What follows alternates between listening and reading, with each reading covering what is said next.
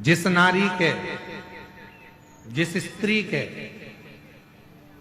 रजो धर्म में, रजो धर्म के समय पर कोई नारी कहती है पेट दर्द होता है, कोई कहती है रजो धर्म नहीं आता, कोई कहती है रजो धर्म रुक जाता, वो नारियां जो बहुत उदर से जुड़ी हुई कहीं ना कहीं तकलीफों में होती हैं, अगर मां प्रतिंगिरा का स्मरण कर कर एक चावल का दाना, भगवान देव अधिदेव महादेव जिस जलाधारी पर, वो जो गोल जलाधारी है, जिस जलाधारी पर शंकर का शिवलिंग रखा हुआ है, उस जलाधारी पर कहीं पर भी एक चावल का दाना या तो मां दंतेश्वरी का नाम लेकर या प्रतिंगिरा माता का नाम लेकर अगर चढ़ा देती है तो उस नारी के रजो धर्म से जुड़ी जितनी प्रॉब्लम है वो सब समाप्त हो जाती है। यहां तक प्रतिंगिरा माता का वर्णन।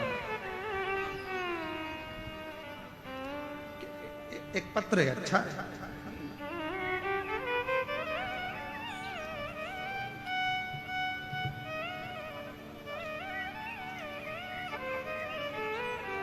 संतोष बिसाई, संतोषी बिसाई, दिलीप बिसाई, ग्राम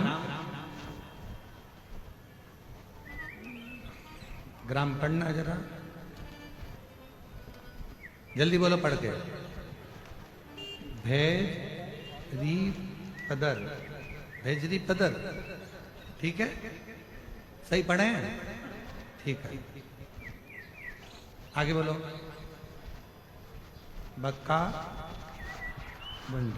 बकावंड, ठीक है। जगदलपुर से आई हैं, कहीं बैठी हो तो हाथ हिला सकते हैं। संतोषी बिसाई, दिलीप बिसाई, देश देश देश देश देश देश जगदलपुर, ठीक है। कहीं बैठे हो तो हाथ हिला सकते हैं, और अगर आई हो तो बेलपत्र लेने के लिए आ जाओ, आ जाओ, बेलपत्र लेने के लिए भी आ सकते हैं।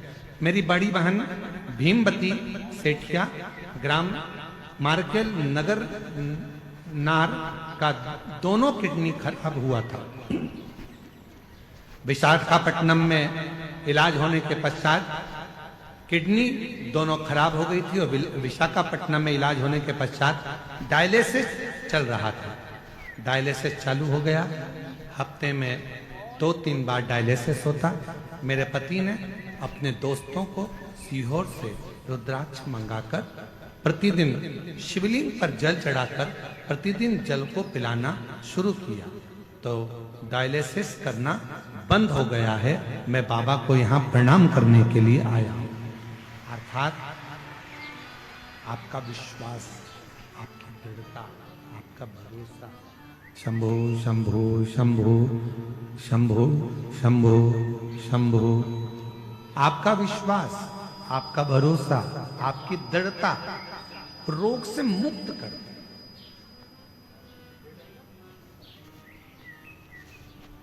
प्रतिंगिरा माता का नाम लेकर अगर आप चावल चढ़ा रहे हो तो उसमें आपका विश्वास होना चाहिए। मां दंतेश्वरी का नाम लेकर चावल चढ़ा रहे हो तो उसमें आपका विश्वास होना चाहिए।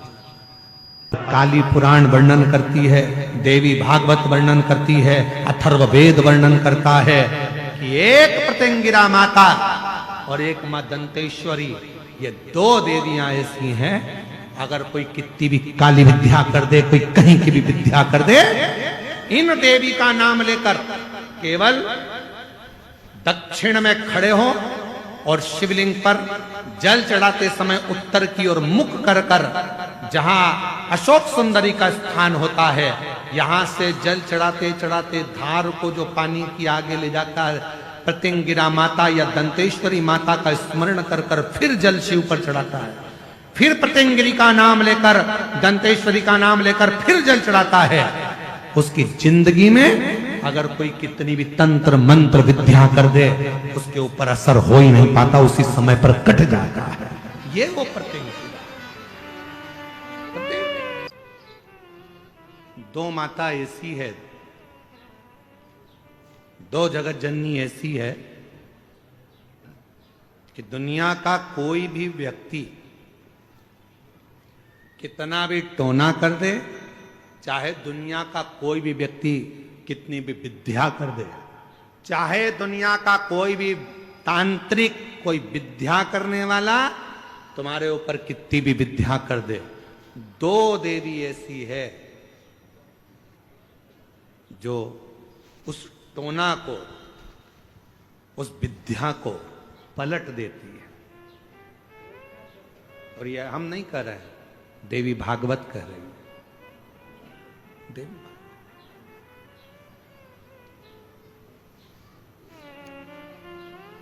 काली पुराण में भी इसका वर्णन आता है, देवी भागवत में भी इसका वर्णन आता है।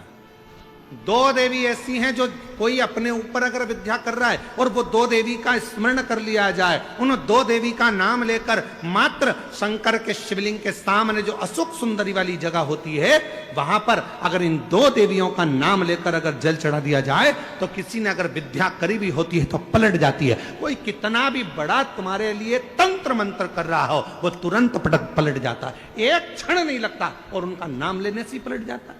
दो देवी, एक प्रत्यगिरा माता, एक है प्रत्यगिरी माता और दूसरी है दंतेश्वरी माता, जिसका काली पुराण में विशेष वर्णन लिखा।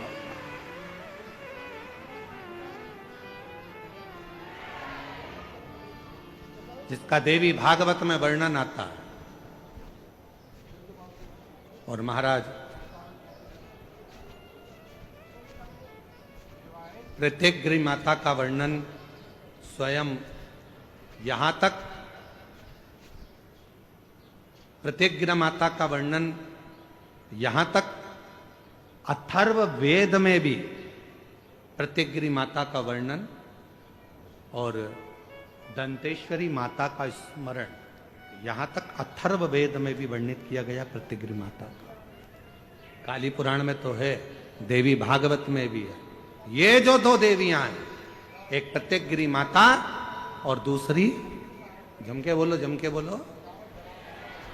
दंतेश्वरी। ये दो माता ऐसी हैं, अगर भगवान शंकर का ये शिवलिंग है, ये जलाधारी है, माता पार्वती जी का हस्तकमल, और यहां सामने एक मोटी सी लाइन होती है अशोक सुंदरी का स्थान, इधर गणेश जी, इधर कार्तिकेय जी। जब हम दक्षिण में खड़े होकर, उत्तर में मुख कर कर, यहां खड़े होकर जब हम शिवलिंग पर जल चढ़ाते हैं और अपने जल के पात्र को थोड़ा सा आगे बढ़ाकर हम इस स्थान पर, अशोक सुंदरी के स्थान पर, इस यहां खड़े होकर जल चढ़ाते समय इस स्थान पर अपने पानी के लोटे को आगे बढ़ाते हैं और जल को यहां गिराते हैं। प्रत्यगिरी माता का नाम लेकर या मां दंतेश्वरी का नाम लेकर जब हम चढ़ाते हैं, आज दिन भर में अगर कोई ने भी हमारे ऊपर विद्या करी होती है, वो 2 मिनट के अंदर वो कटकर गिर जाती है और कोई असर नहीं पाता। दो मां, एक मां दंतेश्वरी, एक प्रत्यगिरी। कौन है ये प्रत्यगिरी माता? तो शिव महापुराण में बड़ा सुंदर वर्णन आया कि जब हिरण्यकशिपु ने बहुत तप करा, बहुत तप,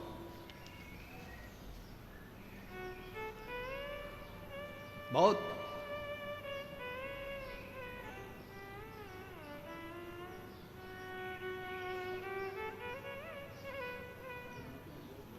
मेरा निवेदन है आस्था चैनल वालों से, कथा लाइव चल रही है, उनसे हम निवेदन करेंगे कि आपके पास में दंतेश्वरी माता का फोटो हो तो आस्था चैनल वाले अवश्य दिखाते रहें बीच बीच में जहां कथा चल रही है।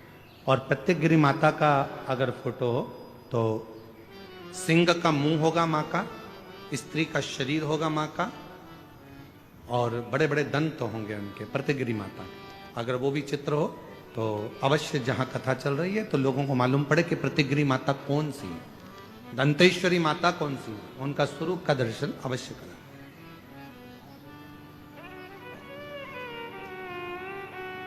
और प्रत्यगिरी माता का अगर फोटो का आप लोगों को समझ में ना आए तो एक बार हमको व्यासपीठ पर लाकर उस मोबाइल में दर्शन कराएं तो हम भी बता देंगे। प्रत्यगिरी माता, दो माता ऐसी है। काली पुराण के अंतर्गत, देवी भागवत के अंतर्गत, हमारे वेदों के अंतर्गत दो माताओं का क्रम बड़ा विचित्र। तो हम अभी जो कथा को प्रारंभ कर रहे हैं तो प्रत्यगिरी से प्रारंभ कर रहे हैं और इसको लेकर जाएंगे दंतेश्वरी माता तक। मां दंतेश्वरी, महाराज,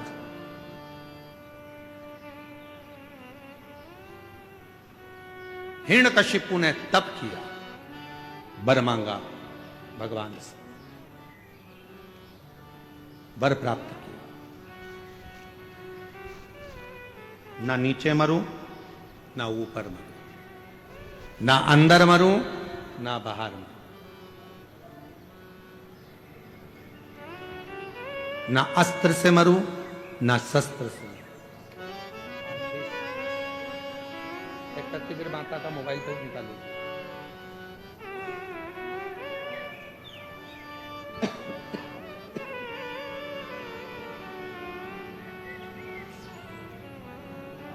ना अस्त्र से मरूं, ना शस्त्र से मरूं, ना दिन में मरूं, ना रात में मरूं, ना नर से मरूं, ना पशु से मरूं,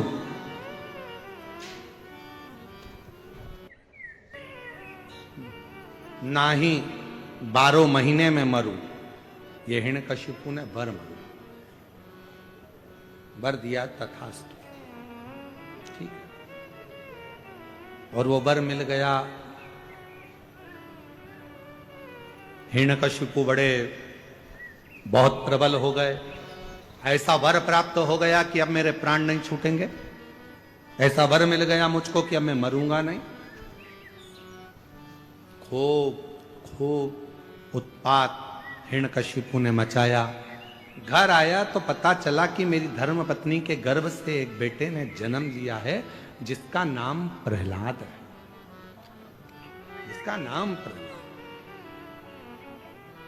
प्रहलाद का जन्म, हाँ, और वो भी देवऋषि नारद के घर में कुटिया में हुआ है प्रहलाद।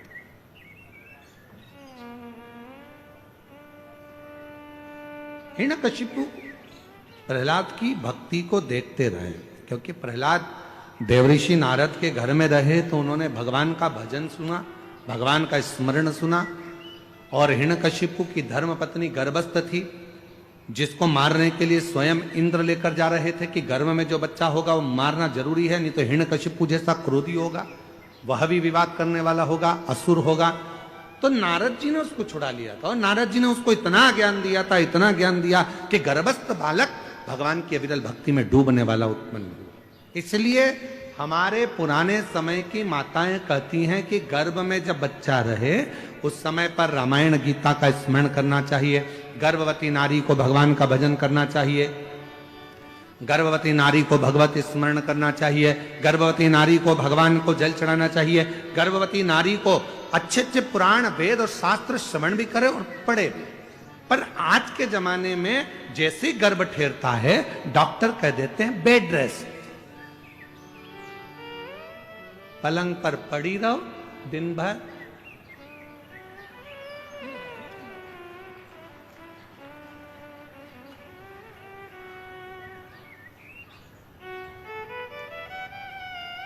कितनी गर्भवती माताएं हैं? ईमानदारी से बोलना, तुम्हारे मोहल्ले में भी कई गर्भवती माताएं होंगी।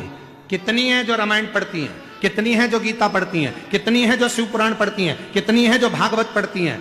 बहुत ना के बराबर कोई माताएं होंगी जो गर्भावस्था में भगवान का भजन करती होंगी, गीता रामायण पढ़ती होंगी। बेड रेस्ट का बोल दिया जाए तो माताएं अपना मोबाइल लेकर दिन भर, मम्मी उठ नहीं सकती क्योंकि डॉक्टर ने बेड रेस्ट बोला है, तो मम्मी भी बेचारी क्या बोले, सास तो हमेशा बुरी होती है बेचारी, बोल के भी बुरी होना। तो इससे अच्छा है बेटा जैसा डॉक्टर ने बोला वैसा कर ले। पर हमारे डॉक्टर तो पूर्व समय में कहते थे बेटा खूब काम करो। जैसे एक विदेश में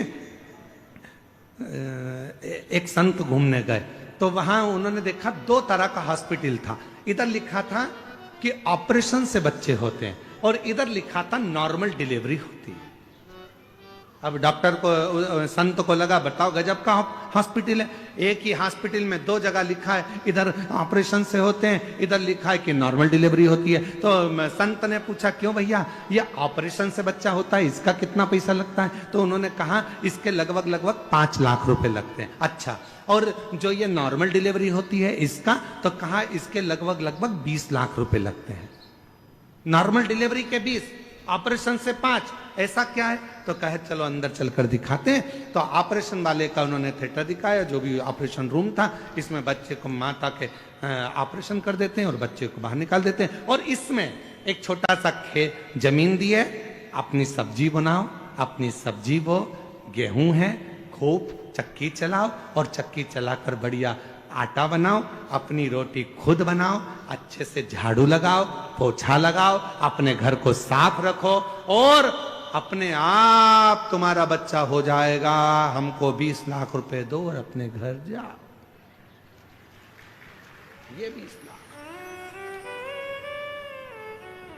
और यही बात जो विदेश में हॉस्पिटल बना है जिसमें 20 लाख रुपए लग रहे हैं और नॉर्मल डिलीवरी हो रही है, तो वही बात हमारे घर की बुजुर्ग माताएं कहती हैं, बेटा थोड़ा काम कर ले, जाता हो जाएगा, अच्छे से बच्चा हो जाएगा, थोड़ी मेहनत कर, थोड़ा परिश्रम कर। अरे मम्मी बेड रेस्ट,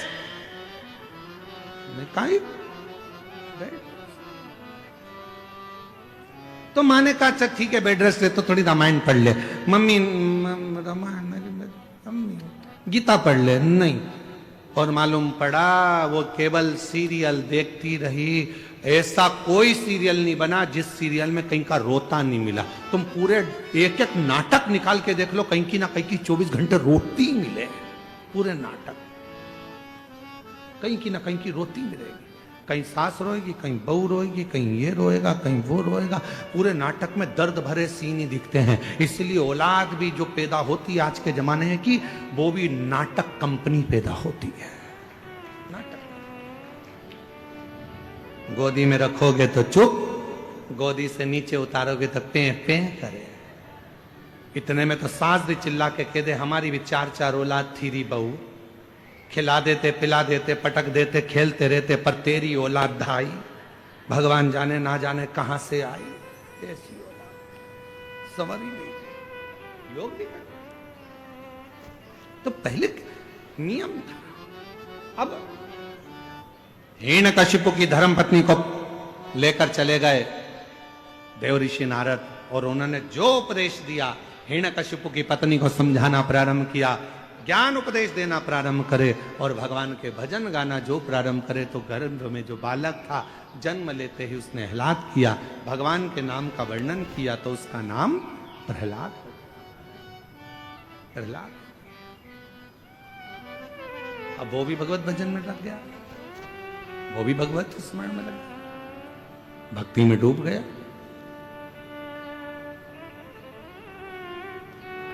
पर इतना जरूर है, जो जिनके यहाँ पर 14-14, 15-15, 20-20 साल तक औलाद नहीं होती है, वो शंकर भगवान की जब कथा सुनते हैं और उनका गर्भ ठहरता है, तो उनके गर्भ में जो बच्चा आता है, तो हमारा विश्वास कहता है कि वो शिव की कथा सुनकर पैदा हुआ है, शिव की कृपा का पात्र है। शिव कृपा एक पत्र है, अच्छा है।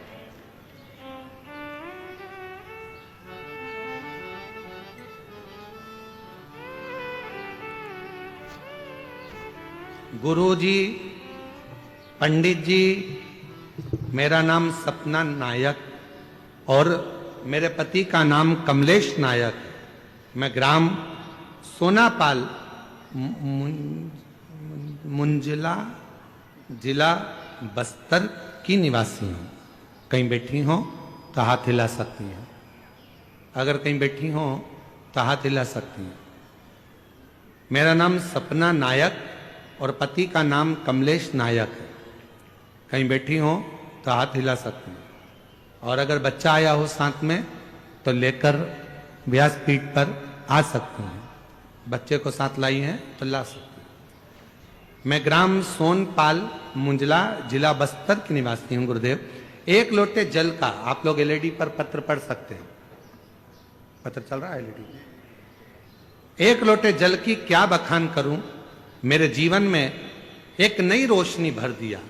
गुरुदेव, मेरी शादी को 14 वर्ष हो चुके थे, पर मुझे संतान सुख की प्राप्ति नहीं हुई। 14 वर्ष हो चुके थे, पर मुझे संतान सुख की प्राप्ति नहीं हुई। साल बीते और मैं मां बनने में असमर्थ थी, पर वर्ष 2022 में पड़ोस वाली दीदी ने बताया आपकी कथा महाशिव पुराण के बारे में।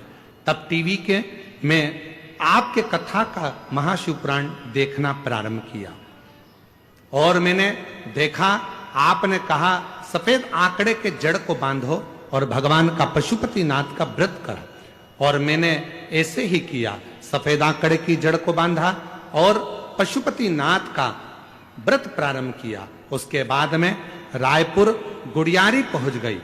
सुना था पंडाल में बैठकर कथा श्रवण करने पर जो मांगते हैं वो मिलता है। रायपुर के गुड़ियारी में कथा सुनने गई, वहां की मिट्टी को अपने पेट पर लगा लेती। बाबा से कहती 14 साल हो गए, इलाज कराते कराते औलाद नहीं है। तब वहां से लौट कर आई और बाबा की ऐसी कृपा हुई, 3 महीने के अंदर मेरा गर्भ ठहर गया और बाबा की कृपा से मुझे 14 साल के बाद पुत्र रत्न की प्राप्ति हो गई। 14 वर्ष के बाद मेरे घर औलाद हुई, जिसका फोटो भी लगा रही। फोटो आप लोग एलईडी पर देख सकते, जिसका मैं फोटो भी लगा रही। 14 वर्ष के बाद मेरे यहां संतान हुई।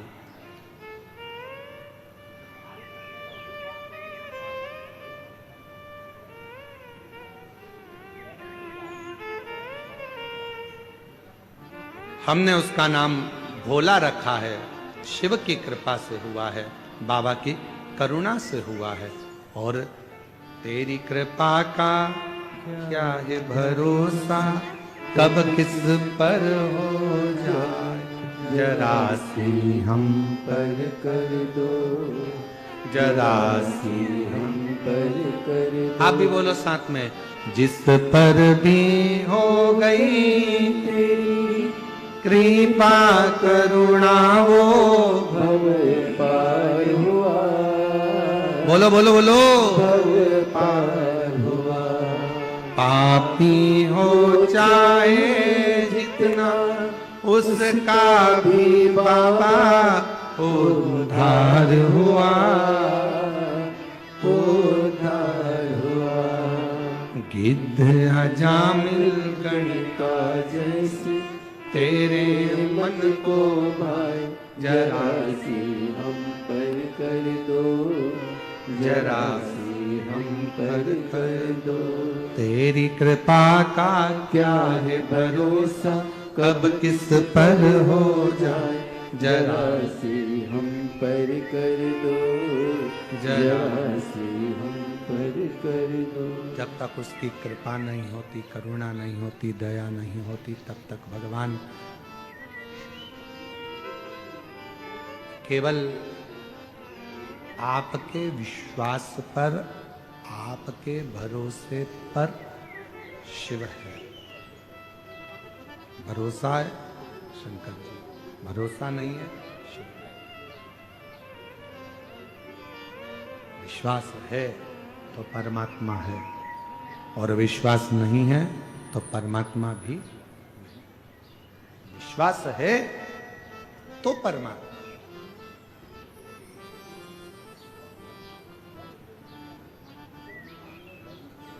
प्रहलाद बहुत भगवान की भक्ति करता, हिरण्यकशिपु उसको मारने का प्लान पर प्लान करता, बहुत प्रयास। खोलते तेल में डाल दिया प्रहलाद को, नहीं मरा।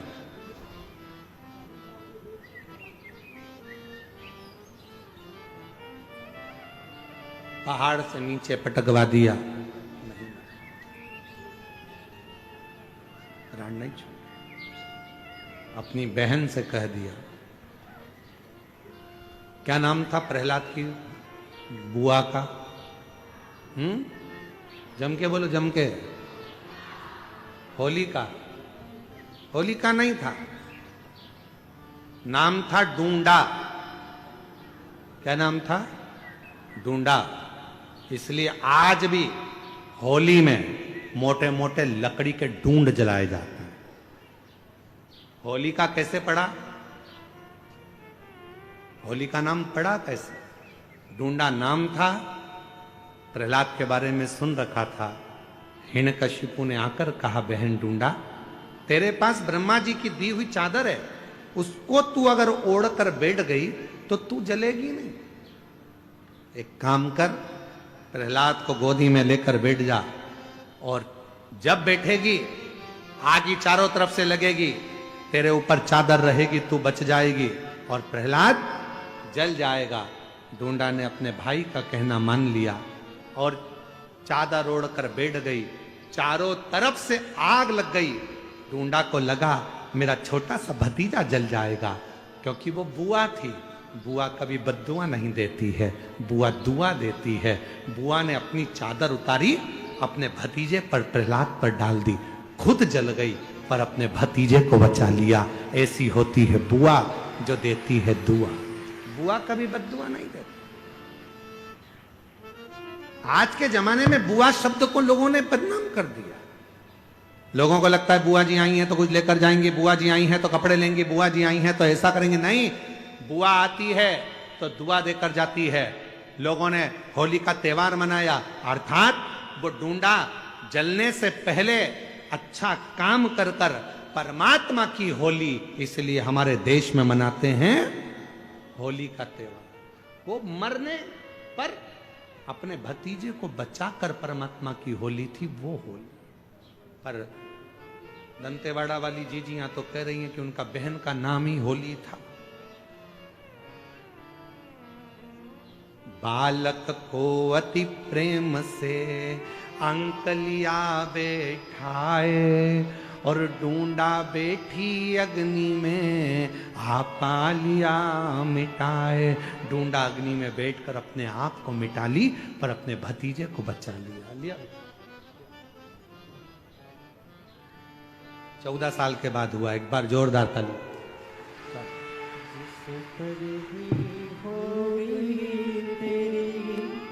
कृपा करुणा भव पार हुआ,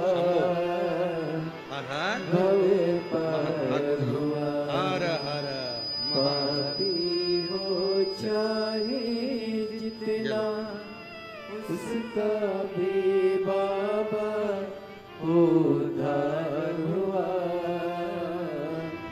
उद्धार हुआ। गणिका जैसे तेरे मन को जोरदार ताली बजाइए। 14 वर्ष के बाद बाबा ने हम पर कर दो जरा, हम पर कर दो। तेरी कृपा का क्या है भरोसा, कब किस पर हो जाए जरा जरा सी हम पर कर दो, जरा सी हम पर कर दो। उससे प्रणाम, उसको नमन, उसको विनय कर। शिव कथा कर रही महाराज। अगर विश्वास है, जैसे उस बहन ने कहा हमारा भरोसा था, हम गए गुड़ियाली में कथा सुनने रायपुर में, वहां की मिट्टी को अपने गर्भ पर लगा लिए। 14 साल तक औलाद नहीं हुई। बाबा स्वीकार करना। आपसे भी निवेदन है, शिव महापुराण की कथा अगर दंतेवाड़ा में आई है, शिव महापुराण की कथा मां दंतेश्वरी की कृपा से हो रही है, शिव महापुराण की कथा गीतम की इस पवित्र भूमि पर यदि हो रही है, दिल से आकर बैठकर बाबा को अपने मन की भाव कहना, मेरा बाबा 3 महीने के अंदर मुराद पूर्ण जरूर करता है। स्वीकार जरूर कर, उससे कहो दिल से कि महादेव नमन चरणों में स्वीकार कीजिए, सबका किया है मेरा भी उद्धार कीजिए। उद्धार कीजिए। आप भी बोलो साथ में, महादेव नमन। चरणों में, बोलो बोलो, महादेव नमन चरणों में स्वीकार कीजिए।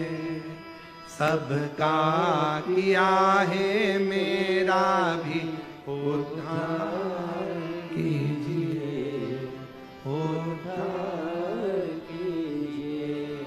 है त्रिपुंडधारी, है त्रिशूलधारी, है त्रिपुंडधारी, है त्रिशूलधारी।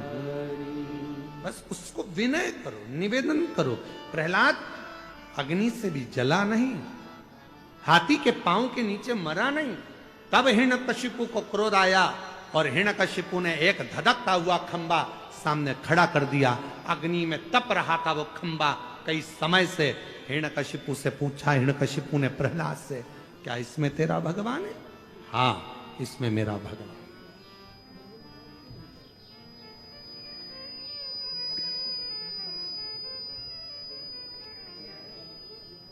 इसमें भगवान है? हाँ। इस खंबे में तेरा भगवान है? हाँ। अगर खंबे में भगवान है, लग जा गले। प्रहलाद ने देखा कि बहुत अग्नि का खंबा है, तो भी भगवान का नाम लेकर प्रहलाद खंबे से गले लग गया। हिरण्यकशिपु को क्रोध आया तो गदा का प्रहार खंबे पर करने लगा और उसी में से नरसिंह भगवान प्रकट हो। नरसिंह भगवान, ये कथा तो आप लोग सुने। क्रोध आया नरसिंह भगवान को, हिरण्यकशिपु के उदर को फाड़ दिया, हाथों को निकाल लिया, गले में धारण कर लिया। क्रोध, इतना क्रोध था नरसिंह भगवान का। हिरण्यकशिपु के शरीर का जब रक्त भगवान नरसिंह के शरीर पर लगा तो उनका क्रोध और प्रबल हो गया। और रक्त मतलब जो भाग उसने ग्रहण करा था, जो भोजन उसने ग्रहण करा था, उसका जो एक बूंद अंश बनता है, वो रक्त उसके शरीर पर लगते से क्रोध आ गया। क्रोध। शिव पुराण कहती है महाराज,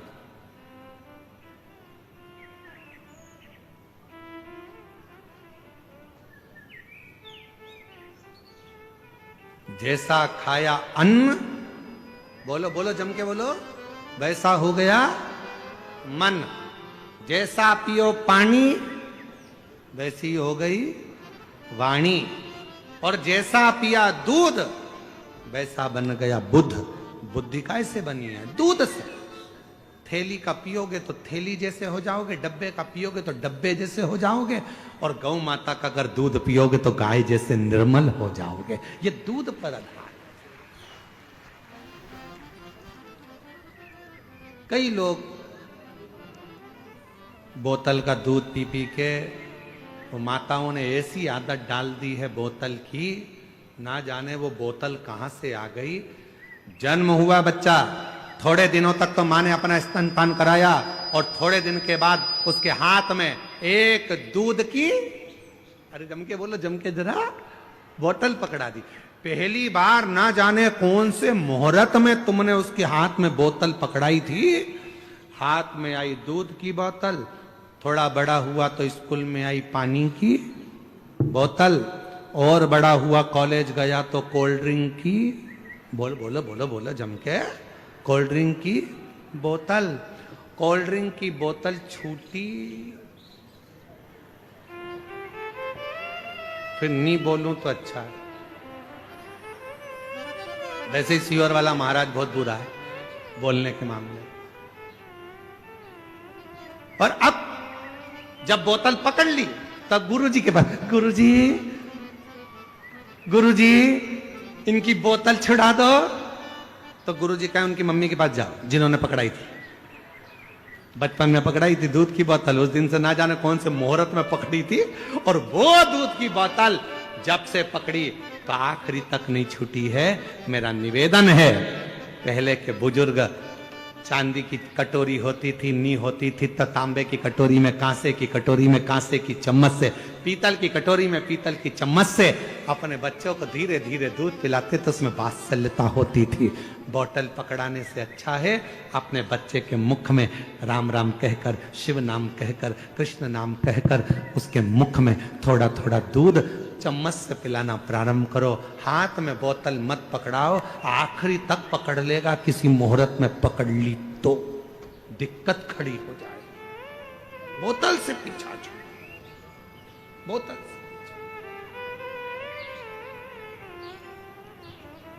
एक नशा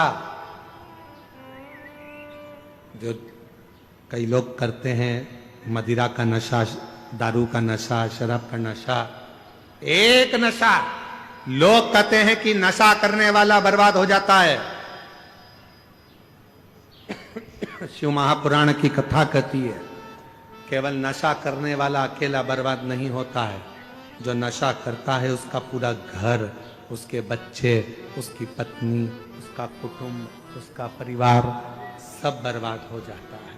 इसलिए इस व्यासपीठ से निवेदन करते हैं, नशा करने वालों से निवेदन करते हैं कि शिव महापुराण में अगर कुछ दान करना चाहते हो तो अपने नशे का दान दे दो कि मैं आज के बाद कभी नशा नहीं करूंगा, छोड़ता हूं।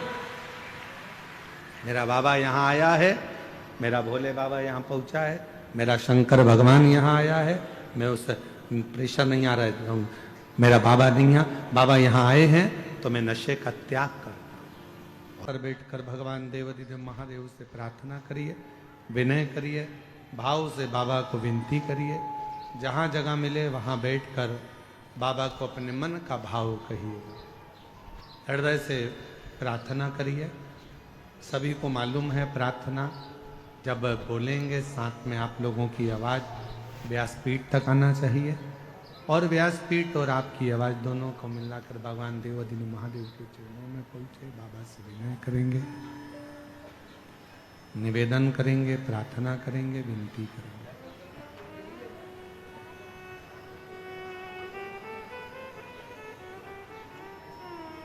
दिल से बाबा को प्रार्थना करिएगा।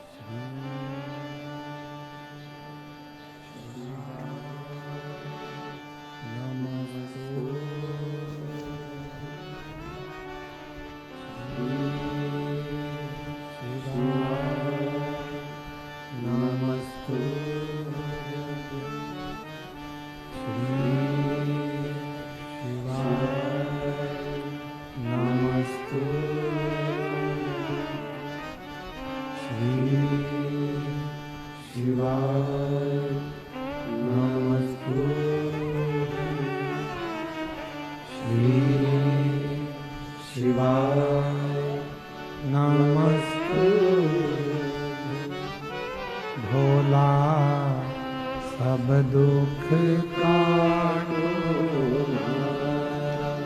ओ भोला सब दुख काटो। शंकर जप तेरी माला, भोले बाबा जप तेरी माला, भोला सब दुख काटो ओ भोला सब दुख काटो। देश है मंगल मंगलकारी, देश है मंगल मंगलकारी। शमशान वासी हमारा, शमशान वासी हमारा, ओ भोला सब दुख काटो हमारा, ओ भोला सब दुख काटो हमारा।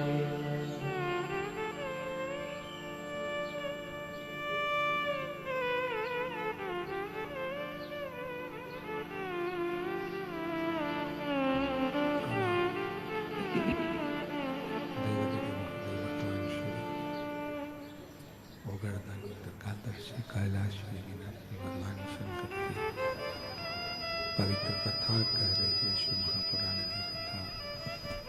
वर्णन करते हुए श्री पुराण कहते हैं भगवान देवाधिदेव महादेव भगवान शंकर त्रिकालदर्शी कैलाश में विनाशी भगवान शंकर की कथा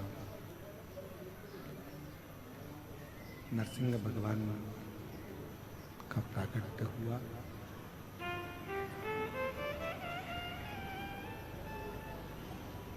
जैसा खाया अन्न वैसा हो गया मन, जैसा पिया पानी वैसी हो गई वाणी।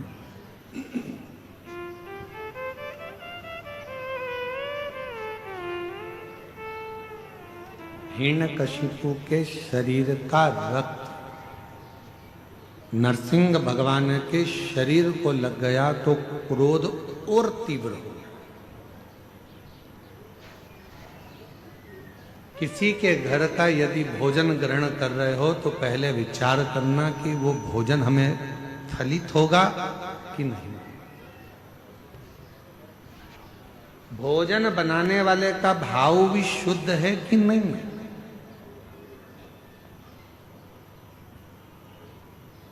एक कितना सुंदर प्रसंग आता है कि एक राजा हमेशा मरने का सोचता था। रानी उसको समझाती थी तुम्हारे घर में जब राजपाट है, धन है, वैभव है, संपदा है, सत्ता है, दौलत है, जमीन है, जायदाद है, बच्चे हैं, तो फिर मरने का क्यों सोचते। राजा को समझ में नहीं आता था कि मैं मरने का क्यों सोचता हूं, मेरे में ये बुद्धि आती कहां से। राजा एक दिन अपने गुरुजी के पास गया, गुरुदेव से जाकर कहा गुरुजी एक बात समझ में नहीं आती, मेरे मन में ये भाव नहीं समझ में आ रहा कि आखिर सब कुछ अच्छा है तो फिर मरने का मेरे मन में ये बार बार प्लान क्यों आ रहा है, मेरे मन में बार बार ऐसा भाव क्यों आ रहा है। गुरुजी ने कहा कि तुम्हारे घर में भोजन कौन बनाता है, रानी बनाती है कि नहीं बनाती, नहीं बनाती। कौन बनाता है तो कि एक सेविका आती है, एक दासी आती है, वो भोजन बनाने वाली दासी सेविका भोजन बनाती है। अच्छा पता करो उस सेविका को कोई तकलीफ तो नहीं है। मालूम करा तो वो सेविका सबसे एक ही बात कहती थी, मैं तो इतनी दुखी रहती हूं, मैं तो मर जाऊं तो अच्छा। सेविका हमेशा एक ही बात सोचती थी कि मैं तो इतनी तकलीफ में हूं, इतनी दुखी हूं कि मर जाऊं तो अच्छा। भोजन बनाती रहती, आंख से आंसू बहाती रहती और मन में मरने का विचार करती। भोजन कौन करता, राजा। बुद्धि किसकी बिगड़ी, राजा की। मरने का प्लान कौन कर रहा, राजा। राजा सेविका को बुलाकर पूछे कि तुम भोजन बनाती हो और तुम्हारे मन में ये अलग अलग भाव आते रहते हैं मरने के, क्यों। कहा मैं दुखी हूं, तकलीफ में, कष्ट में, इसलिए मैं मरने का विचार करती रहती हूं महाराज। राजा ने उस सेविका को निकाल दिया, भोजन रानी बनाने लगी। राजा की उम्र के लिए सोचती थी मेरा पति खूब जिए, खूब आनंद में रहे, स्वस्थ रहे, खुश रहे। पति स्वस्थ रहने लगा, खुश रहने लगा, आनंद में रहने लगा। मेरी जीजियों, मेरे जीजाओं, मेरी बेटियों, बेटाओं, मेरी माताओं, एक निवेदन आपसे करें, भोजन बनाओ, मना नहीं है। भोजन बनाने वाले तुम्हारे घर में आए, मना नहीं है, पर भोजन बनाने वालों से एक बात जरूर करा करो कि जब तुम भोजन बनाओ तो भगवान का भजन गाते हुए बनाओ, जिससे हमारे घर में भी भगवत कीर्तन स्मरण होता है, भगवत नाम चले।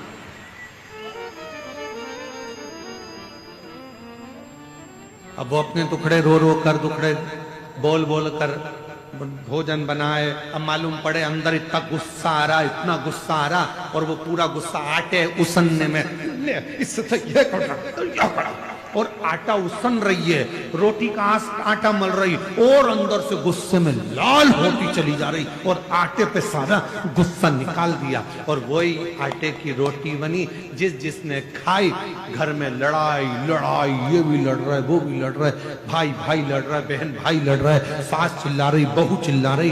क्यों? क्योंकि वो आटे में तुम्हारा क्रोध चले गया।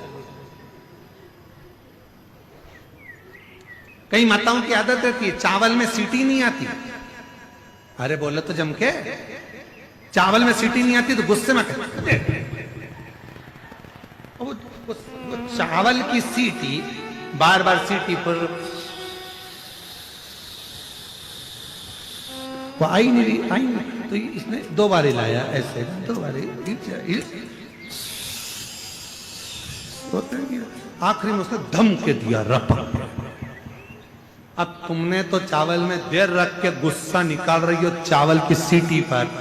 चावल की सीटी में जो बूंद बूंद भाप का पानी अंदर गिर रहा था उसमें तुम्हारा क्रोध भी उस चावल में चला गया।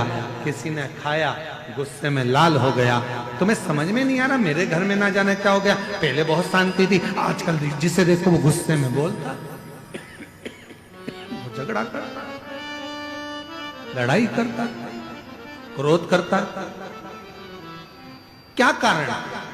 जो भोजन बन रहा है उसमें जरूर कुछ ना कुछ त्रुटि हो रही है। इसीलिए आप लोगों से कहते हैं कि कहीं मंदिर जाओ, देवालय जाओ, शिवालय जाओ, सीहोर कुबरेश्वर धाम जाओ तो आपसे निवेदन है कि होटल में भोजन कम करो। पहले कुबरेश्वर धाम की खिचड़ी प्रसाद 2 रोटी कुबर बाबा के भंडारे की अवश्य खाओ, जिससे हमारे रोग दूर हों, दुख दूर हों, कष्ट दूर हों, परेशानी तकलीफ दूर, हमारे कष्ट, हमारे रोग, हमारी तकलीफें दूर हो। वहां का और शंभु शरणे पड़े मांगू घड़ी रे घड़ी दुख काटो दया करी ने दर्शन आपो शंभु शरणे मांगू घड़ी रे। ये प्रेशर है, स्पीकरों का बढ़ाओ ना। काटो दया करी ने दर्शन। नरसिंह भगवान का क्रोध बहुत तीव्र था। हिरण्यकशिपु का रक्त शरीर में लग गया था, जिसके कारण क्रोध आ रहा था, गुस्सा। क्रोध शांत नहीं हुआ। तब जब नरसिंह भगवान का क्रोध शांत नहीं हुआ, गुस्सा शांत नहीं हुआ, सारे देवताओं ने मिलकर भगवान देव अधिदेव महादेव से प्रार्थना करी।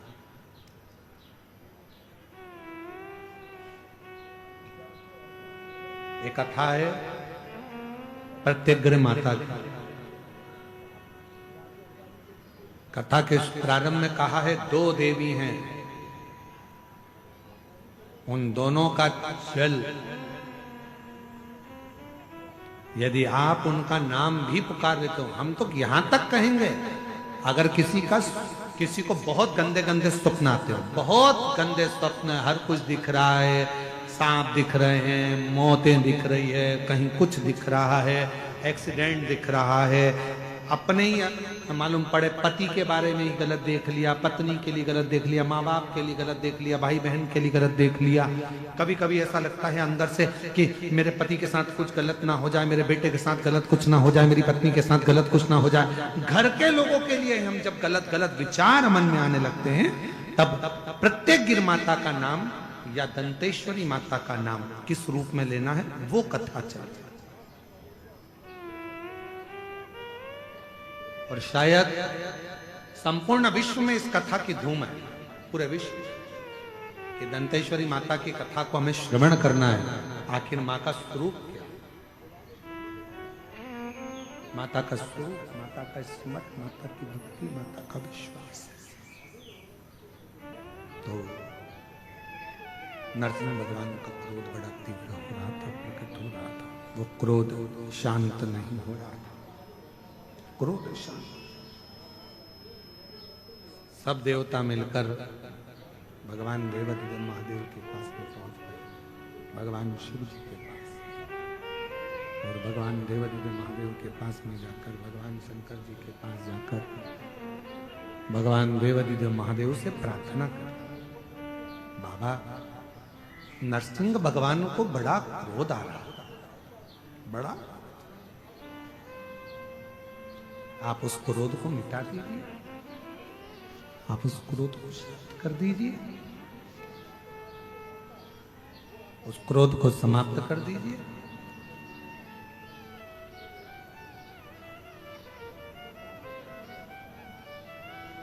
शंकर भगवान बोले, नरसिंह भगवान ने जो रूप रखा है, सारे देवताओं को शामिल कर कर नरसिंह भगवान इस पवित्र रूप को धारण करें। उनके क्रोध को शांत करने के लिए 33 कोटि देवता सब मुझ में समाये। 33 कोटि देवता सब मुझ में समाये। मैं एक पक्षी का रूप रखता हूं और नरसिंह भगवान को पक्षी का रूप रखकर अपने पंजे में उठाकर अलकनंदा नदी में ले जाकर डाल देता हूं। पक्षी सारे देवता राजी हो गए। अब नरसिंह भगवान से उनके सामने क्रोध को शांत करने के लिए शंकर भगवान श्रंभेश्वर महादेव बन गए। बोले श्रंभेश्वर महादेव की। भगवान शंकर का एक ऐसा स्वरूप, मुख है शेर का, शरीर है मनुष्य का और पंख बने हैं दो उड़ने के, शरंभ पक्षी। मेरे देव अधिदेव महादेव ने देखा कि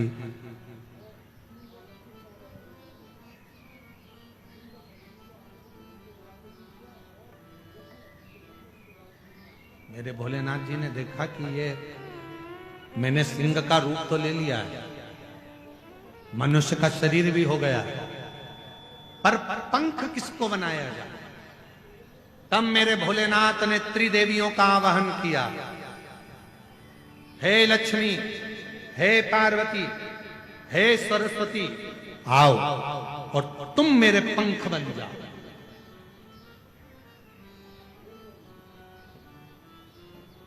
तीनों देवियों ने मिलकर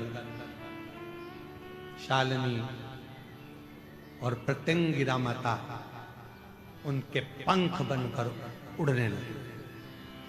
शंकर भगवान शरम पक्षी का रूप धरकर जो उड़े और सामने पहुंचे नरसिंह भगवान के बिल्कुल ठीक सामने। नरसिंह भगवान ने देखा कि ये तो शंकर भगवान सारे देवताओं को लेकर आ गए, और अब तो नरसिंह भगवान का और तीव्र क्रोध आ गया, और तीव्र और क्रोध बढ़ गया,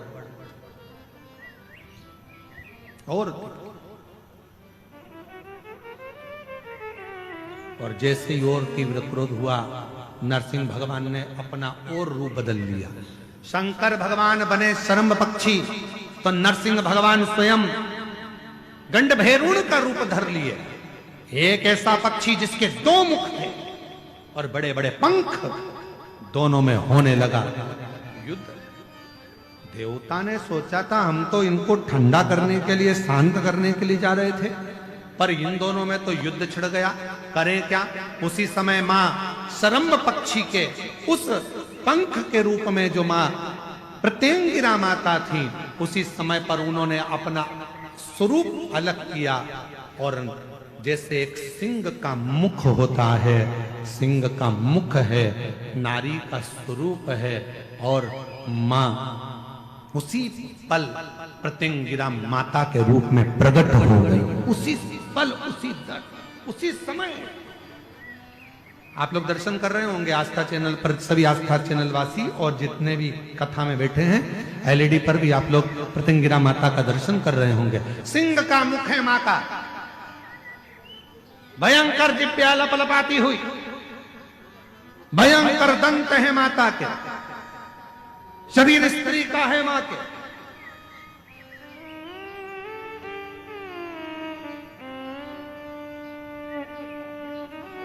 जो देखा। गंड भैरूण के रूप में विराजमान नरसिंह भगवान और शरंभ के रूप में विराजमान मेरे देव अधिदेव महादेव दोनों ही शांत हो गए। और दोनों शांत होते से ही प्रत्यंगिरा माता को जो देखा तो शिव जी ने कहा, है प्रत्यंगिरा, तुम वो शक्ति हो जो पार्वती सती का एक स्वरूप है। तुम्हारे दंत का दर्शन एक प्रत्यंगिरा के रूप में होगा। और सुनो प्रत्यंगिरा, जहां मेरी आद्य शक्ति सती का पूरा स्वरूप जब पूर्ण तरह से भगवान नारायण के चक्र द्वारा खंडित कर दिया जाएगा, जिस स्थान पर मेरी सती के दंत गिरेंगे, वो प्रत्यंगिरा तुम्हारा ही एक बल स्वरूप दंतेश्वरी के रूप में पूजा जाएगा। स्वयं दंतेश्वरी,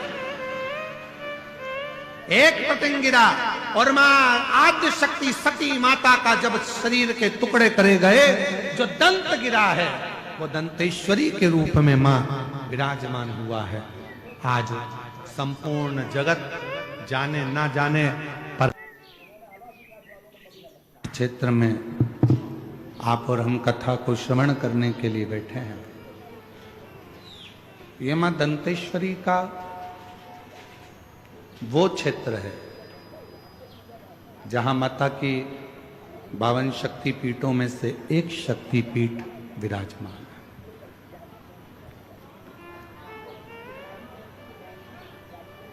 और आप सब जितने भी कथा को श्रवण करने के लिए बैठे हो, आप अपने आप को गौरवान्वित समझा करो।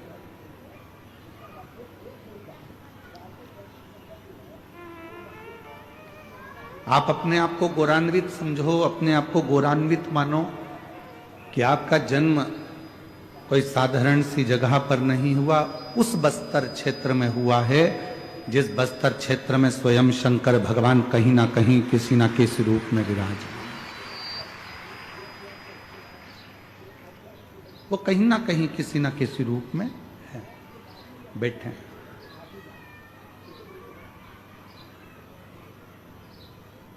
कोई उनको बूढ़ादेव महादेव कहता है, कोई उनको पाटदेव कहता है,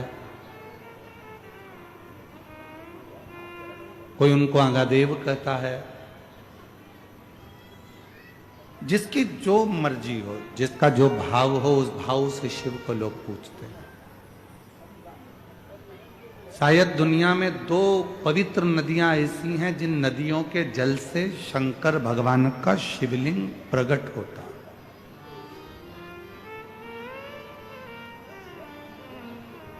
जितने आस्था चैनल के श्रोता हैं, जितने फेसबुक यूट्यूब के श्रोता हैं, जितने इस क्षेत्र में आप कथा के पंडाल में बैठकर कथा का रसतत्व ग्रहण कर रहे हैं, उन सभी श्रोताओं ने अगर वेदों का, शास्त्रों का अध्ययन किया होगा, पढ़ा होगा,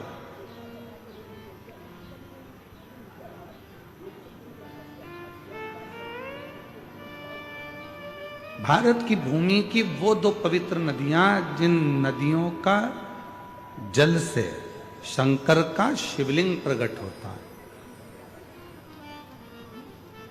एक मां नर्मदा और एक मां इंद्राणी, जो आपके बस्तर क्षेत्र में ही बहकर निकलती है।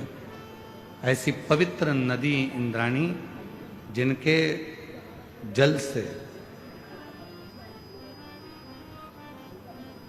स्वयं शंकर भगवान का शिवलिंग प्रकट होता है, स्वयं।